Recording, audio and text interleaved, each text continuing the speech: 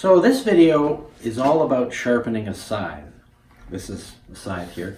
I actually bought it new in a hardware store a number of years ago, so it's not an antique, strictly speaking, but you'd use it to cut down grain and to cut grass and hay and things like that by hand when you don't have any machines. But in order for this to work, it has to be sharpened properly. The good news is that it's not difficult to sharpen a scythe, even though it might look like it has to be one big long razor blade.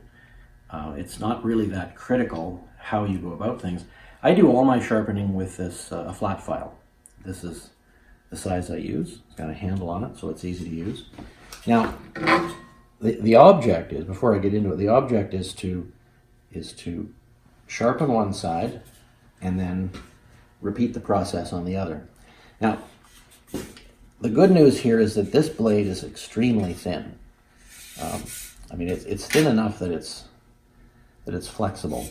It's really quite a remarkable kind of steel to be able to do this. And because it's so thin, it's fairly easy to get a sharp edge on it. And one reason I like the file is because it doesn't just create a sharp edge, it creates a serrated edge, microscopically serrated, which makes it chew into the grass and grain better. So if you look very closely here, you can see some of the marks left by the file. I have started to sharpen this, and I'm going to continue, but that's the marks that it leaves.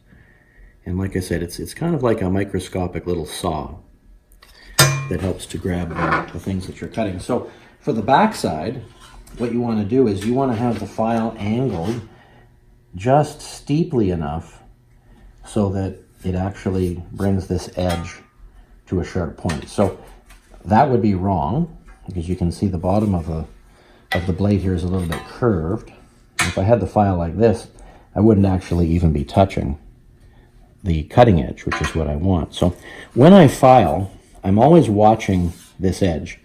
Is it getting shinier at the edge? I mean, it wouldn't be any good at all if I did it up here, because that's just rubbing away that material there, and I'm not interested in that.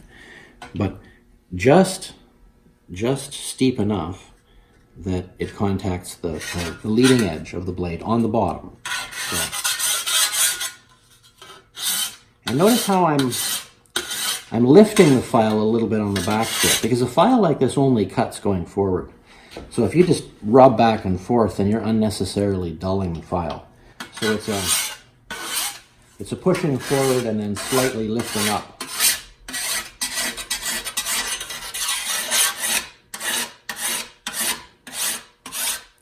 I should mention too that if you do this frequently, so you don't let the blade get too dull, then it's a lot easier to keep it up than if you let it get really dull. And in a minute I'm going to be showing you how to preserve this blade in the off season so that rust doesn't get to it. But that's essentially just how to do the back, and that's what I like to start with. Now the front is a little bit different. All scythes have a kind of a rigid back like this. This is turned up, and it gives the blade some strength. But this also happens to be a great thing for helping you to determine the angle of the file. So the file should be at an angle that it just barely touches this back spine here. And then the file touches the edge, and then you work your way around like that. Now, you're going to have to do all this sharpening out in the field. You won't have a bench to hold the scythe in. So it's good to know how to do it without those sorts of aids. The back side's easy enough. But here on the front side, putting it down on the ground and stepping on it makes for a good starting point.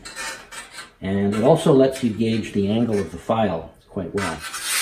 So once again, I'm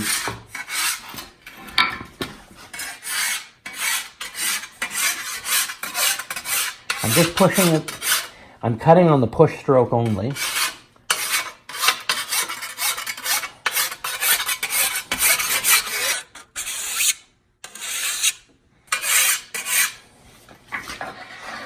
And that's about it.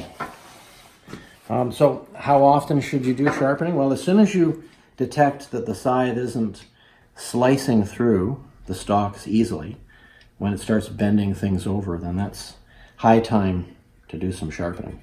So eventually you'll get to know what a sharp edge feels like with your thumb. But until then, you might just want to try the paper test. If you slide a piece of paper over the blade, it cuts it quite handily. The serrated edge kind of grabs the paper and slices it well, just like it would grass or hay. One of the important things to do is to oil the blade before you put it away. And I like to use linseed oil for this.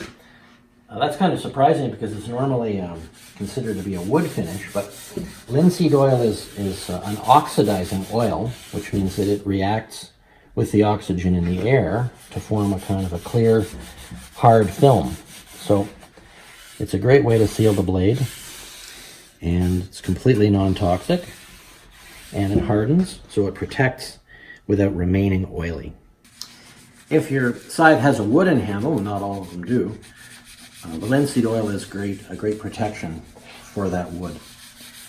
You don't need to do this too often, once a year or so. It'll do the job. Keep it in good shape. One other thing before I finish up.